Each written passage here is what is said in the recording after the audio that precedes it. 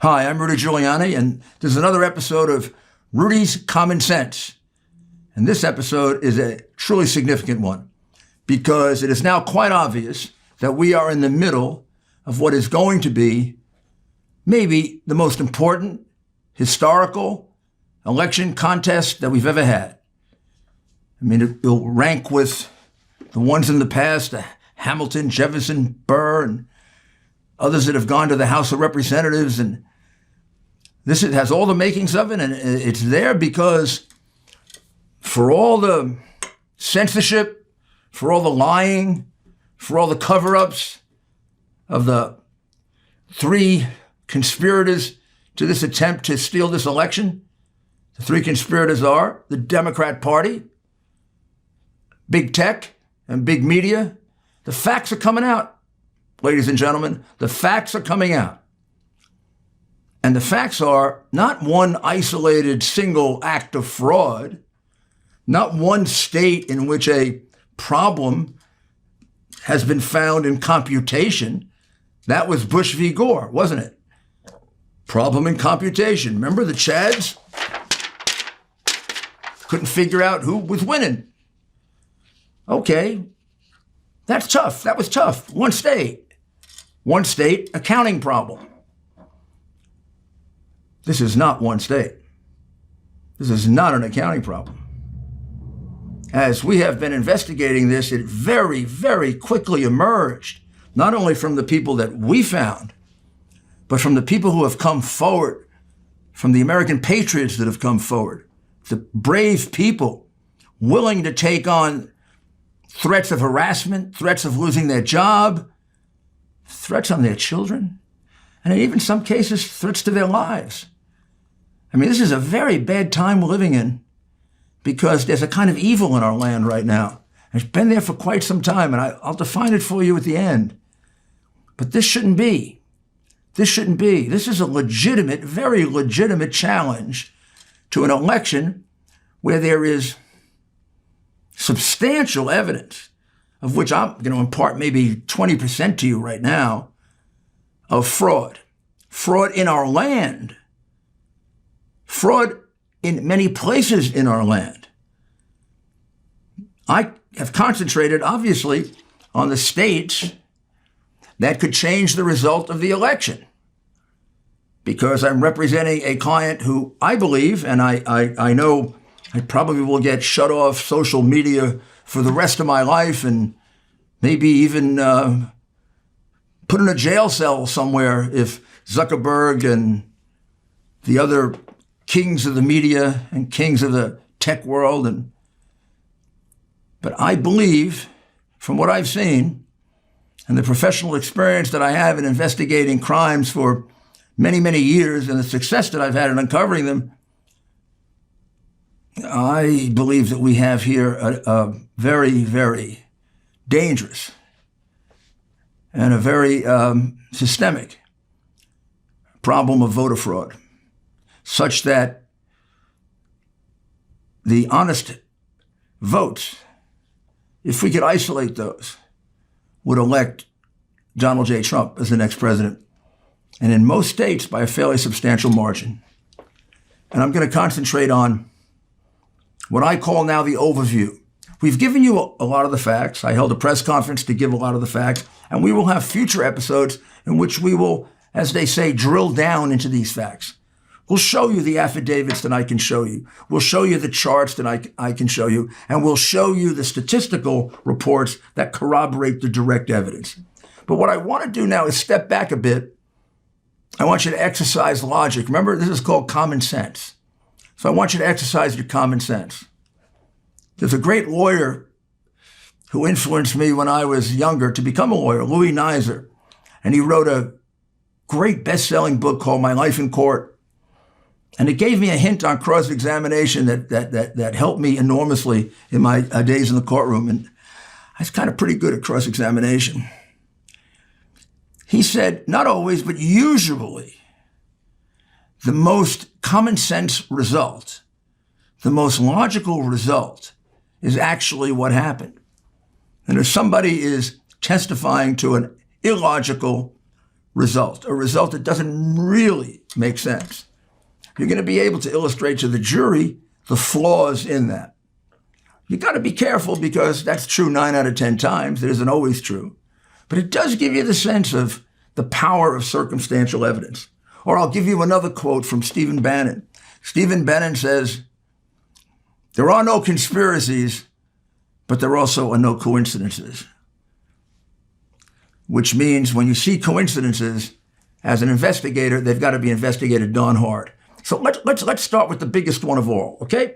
Let's start with the fact that somewhere around 11, 12 on November 3rd, 1, 2 on November 4th,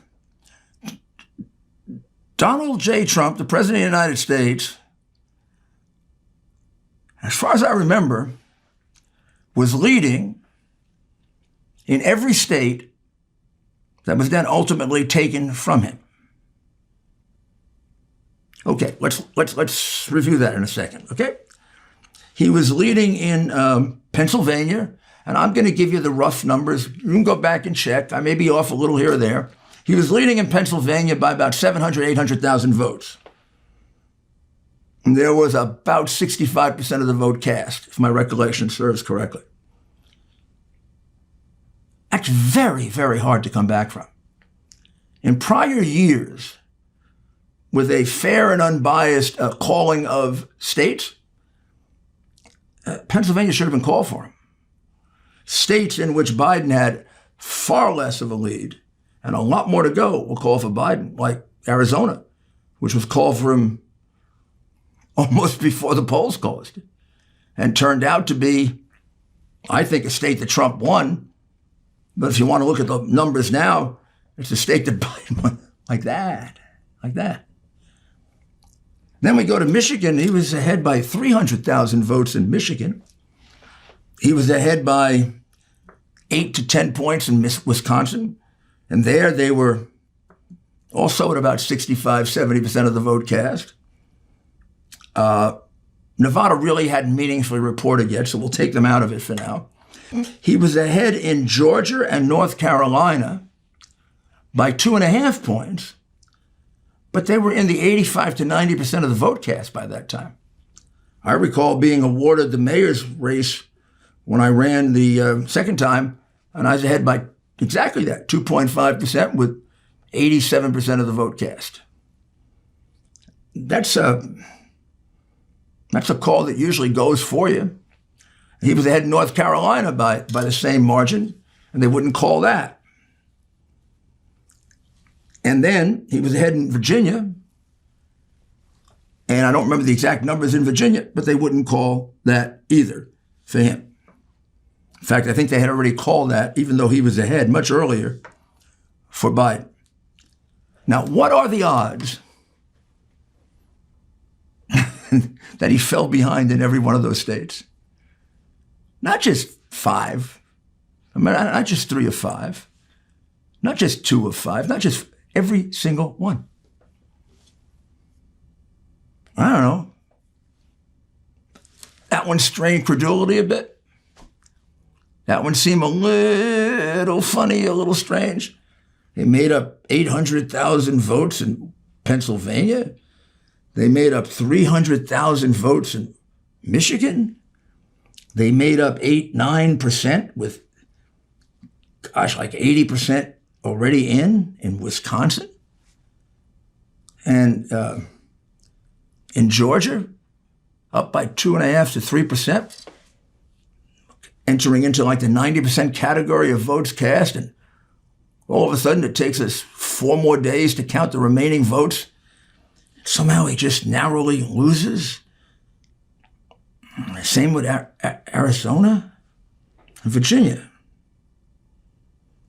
And what were the ballots they were counting that overcame this? The ballots they were counting are the most insecure, most prone to fraud type of voting invented ever. Those are not the words of a mere mortal like me.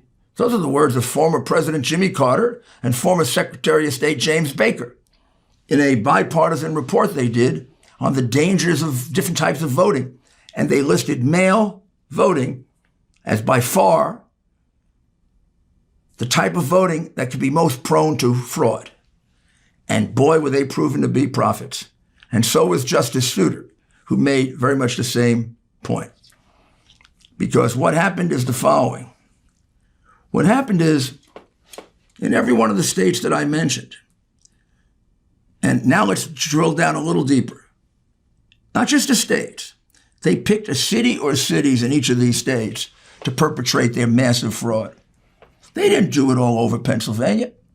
They did it in the places in Pennsylvania they own. The Democrat Party owns Philadelphia for 60 years. Sometime take a look at the number of convictions of people in Philadelphia in public office for political corruption. Go take a look at the number of people convicted for voter fraud in Philadelphia. It is astounding. It's astounding. And if the state was crooked in the past, the state is now even more crooked. The state has a district attorney who doesn't prosecute criminals, who was put there by George Soros's millions and millions of dollars. And the crime rate is going through the roof. Right through the roof. Right near the top for murder, right near the top for property crime, because they have a left-wing radical DA who lets criminals go free. Pittsburgh, Pennsylvania, well, the way I look at it, Philly is professional in voter fraud, like Chicago. They're professionals. Pittsburgh's amateur. They don't steal as much. Now you're going to see to the numbers. Basically, Philly part of the state did 2/3 of the thefts. What do the thefts entail? And I'm going to do it once because it pertains to all of them. Locking out Republican inspectors so that none of the mail ballots, the ballots that are prone to fraud, the ballots that Carter and Baker warned us against, the ballots that Souter warned us against, not a single Republican got to see any one of those ballots, even though it is a time-honored tradition and the law in every state until several days ago that they have to be inspected. And if they are not inspected, they are thrown out. Even though that's the law in every state, Republicans were pushed aside, knocked aside, put in corrals, hit, harassed, and threatened. And threatened with arrest by sheriffs who sold their soul to the Democrat political machine. Why do they pick Philadelphia? Because they can get away with anything they want to do in Philadelphia. Why do they pick Philadelphia? Because they can go find a hack judge that will say anything, do anything, and make the most ridiculous opinions. Same thing in Pittsburgh, just on a lesser scale. How many votes did they steal in Pennsylvania? Upwards of 680,000 votes. That flips the election right around. And there are many other things they did there. Michigan, they did the same thing in Michigan. Corralled Republican inspectors, pushed them around, pushed them out, made sure they were all gone when the delivery of 100,000 votes came in trucks in the middle of the night, in garbage pails and in trash cans and in buckets. Little did they know, there was an employee of Dominion hanging around and 2 Republicans who remained behind and kind of hid around. So therefore, they have given affidavits, which is direct evidence. We have direct evidence of this, ladies and gentlemen. You don't have to trust me. You go look at the affidavits. Got direct evidence of it, of this 100,000 votes, all for Biden. The envelopes had nothing on them, thrown away. We also have direct evidence of every single Republican inspector pushed out. And we go to Wisconsin. Got the same thing. Republican pushed out. Ballots are examined. Ballots are examined privately, secretly. I mean, they might as well gone into a back room with cigars and just wrote the ballots while they were there. Maybe they did. How would we know? We were shut out. We go to Nevada. You don't think the same thing happened in Nevada? Exactly the same. Same allegations. Little different wrinkle on the law in Wisconsin and Nevada. Actually better cases because the law there is stricter on absentee ballots. than it is in, let's say, Pennsylvania. Georgia, again, Republicans uniformly shut out of the polling places, not the polling places, the counting places, of which are only one or two. In Atlanta, Democrat City for many, many years, Democrat City with a history of corruption, mayors going to jail. And finally, Phoenix, Arizona. Same situation.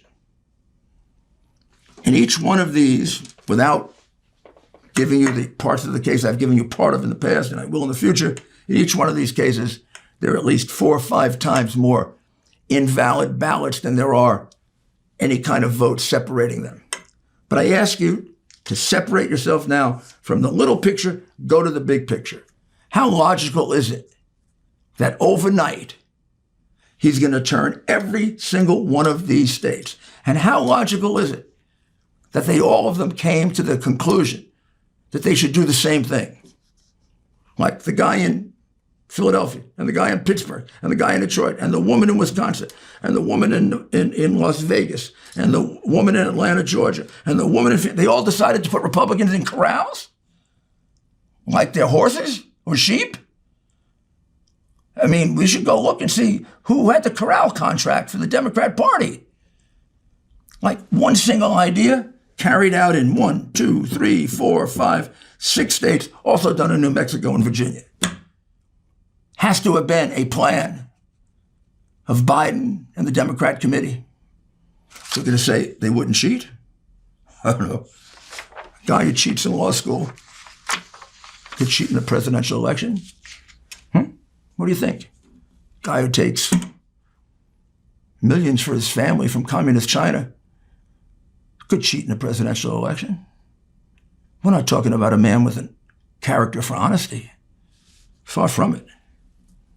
Far, far from it. We've got a little more to cover, and I think you're going to find it very interesting. Now, what are the other logical things that tell you this happened? In the city of Pittsburgh, pick just one now, city of Pittsburgh, there are 17,000 so far provisional ballots.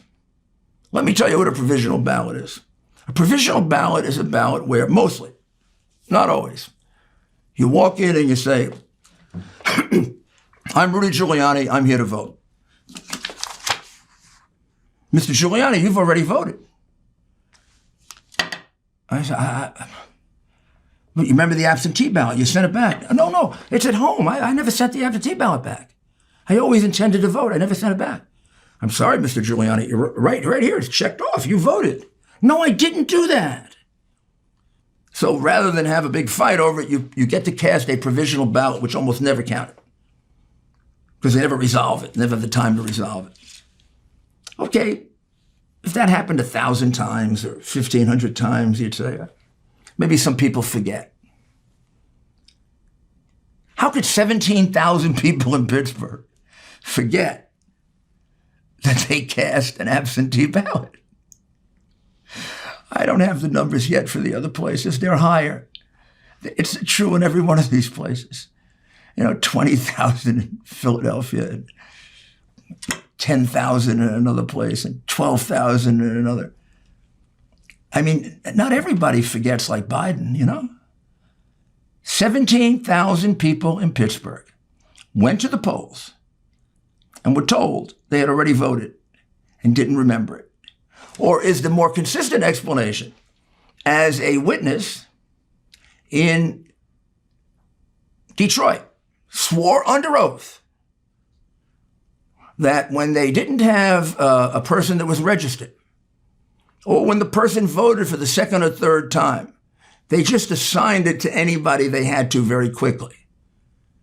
And therefore, there were a lot of these people whose identities had been used to cover the illegal voters, maybe an illegal alien, maybe a person voting for the third time, maybe a person from out of state. So they voted in place of you. And when you went in, you were told you had voted already.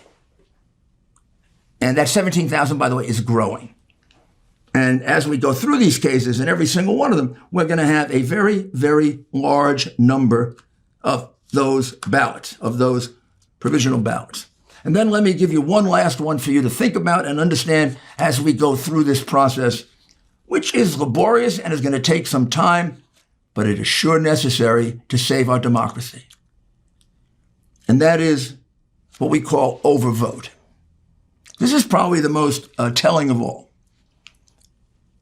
Now, focus on one city where I have a complete and thorough report. I have much sketchier reports for other cities. By next week, I'll have them all. In the city of Detroit, about 2/3 of the precincts in the city, their vote doesn't compute, which is why the two Republicans didn't vote to certify. And technically and correctly, it hasn't been certified. I think it was like 79%. The vote doesn't compute. And what that mostly means is more people voted than people who are registered in the district. So let's say there are 5,000 people registered in a district. How could 8,000 people vote in that district? And wouldn't those 3,000 additional votes be illegal? Of course they are. And why does it happen? Now, let me tell you what the numbers are. They're actually worse than that. The numbers range from about 125% to 350%. What that means simply is that 3.5 times more voters voted than are registered in the district. The reason that happens is all through the pre-voting process, they were constantly assigning phony votes, false votes, like those 100,000 ballots that came in for Biden. You think they were real? Those ballots were they were shot off with the help of machines, and many of them didn't even have anything on the outer envelope, which would make them purely illegal. But then those had to be squared up for some precinct somewhere. These people didn't live in that precinct. They might even exist. So that's why you have 3 times more people voting than are registered in the precinct. In Detroit, we have a fair number of precincts in which 2 or 3 times more people voted than live in the precinct, even the children. That would allow you, or any sensible, honest person, to draw the conclusion that somebody was doing massive cheating. How do you get 3 times more votes than people who are registered? That's the case in Detroit. Studied. Witnesses ready to go on the witness stand to prove it. That's the case in Philadelphia. That's the case in Pittsburgh. That's the case in every one of the cities that I mentioned to you, which I would call Democrat corrupt cities, because they intelligently selected places they own, where they own the sheriff, not the police, the sheriff, who's usually very political. They own the courts. They own the election board completely. I mean, they owe their jobs to the party boss. And this didn't happen in neutral places. This didn't happen in rural places. This didn't happen even in suburban places. This didn't happen where it's 50-50 Republican, Democrat, or even 60-40. This happened where it's 75-25, 80-20. If, in fact, the state of New York or the state of Massachusetts or the state of Maryland were up for competitive races, it sure would have gone on in my city. So don't feel like I'm picking on your city. I know about corruption in my city. My first race, I was told I had to win by 50,000 to overcome the Democrat cheating. I was told that by a member of the Liberal Party, not a Republican. And I lost by 30,000. The second time, I put $1 million into voter integrity and won. So I know about vote fraud. I know it. I know the techniques, and they used every single one here. And they all got magnified because of the mail-in votes, which were absolutely taken advantage of in a conspiracy of tremendous, tremendous outreach.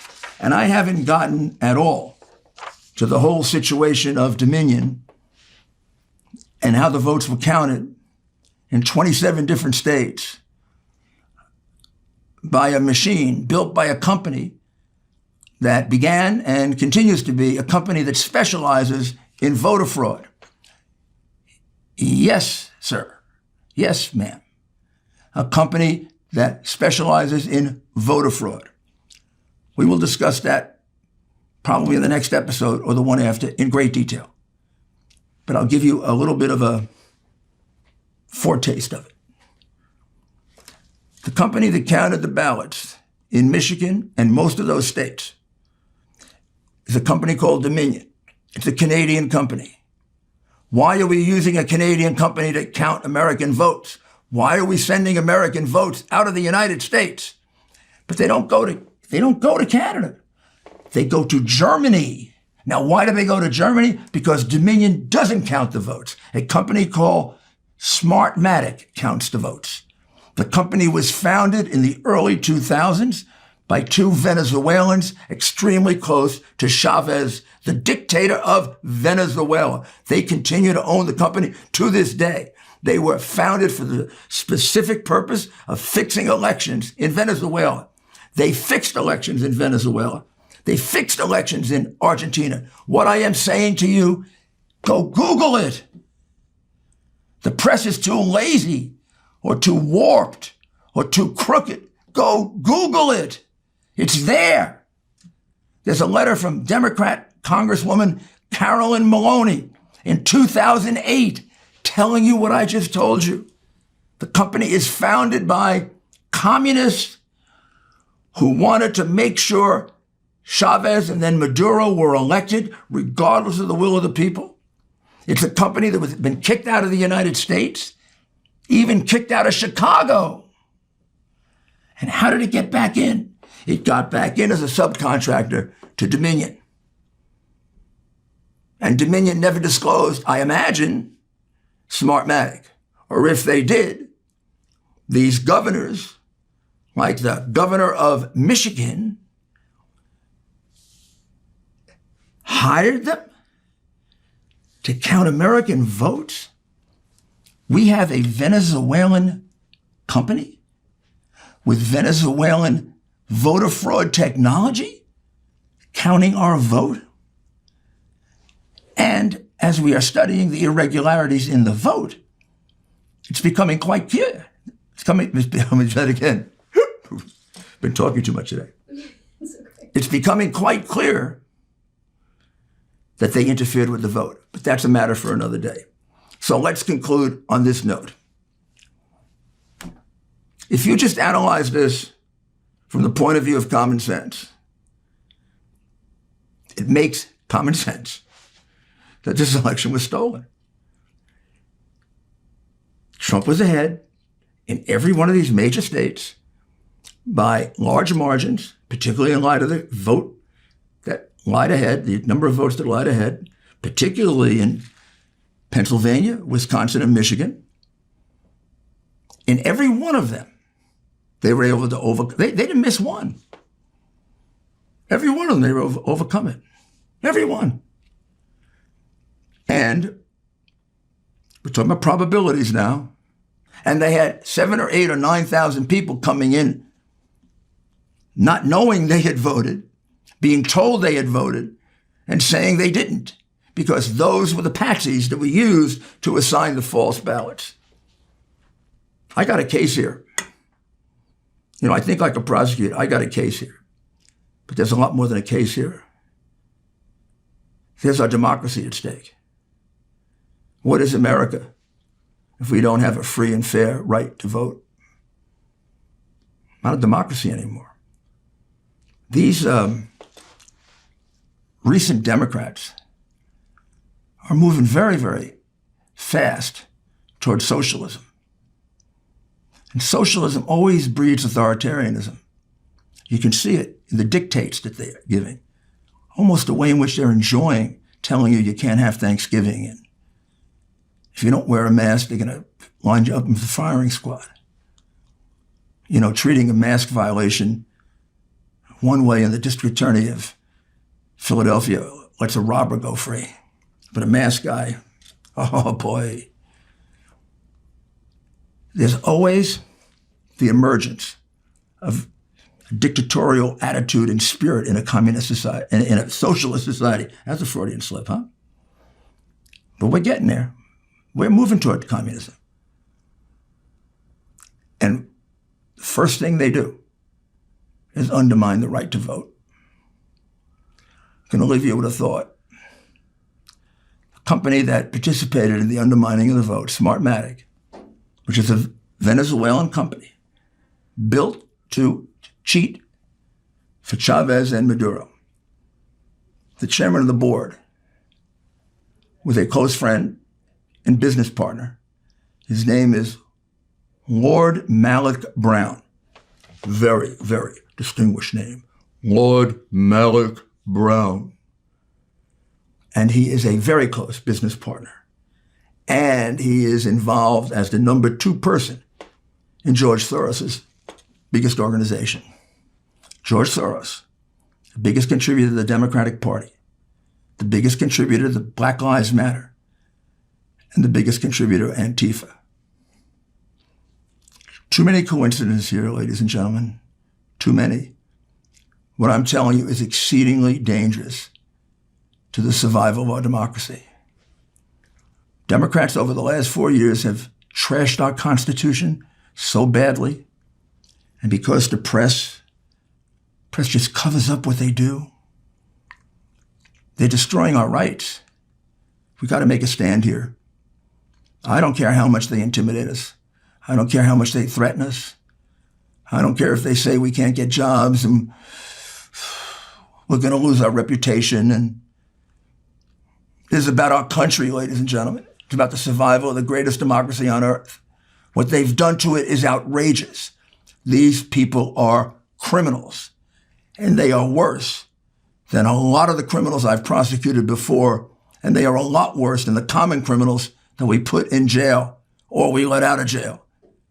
These people are trying to take away from us rights that were given to us by God. We're not going to let them do it.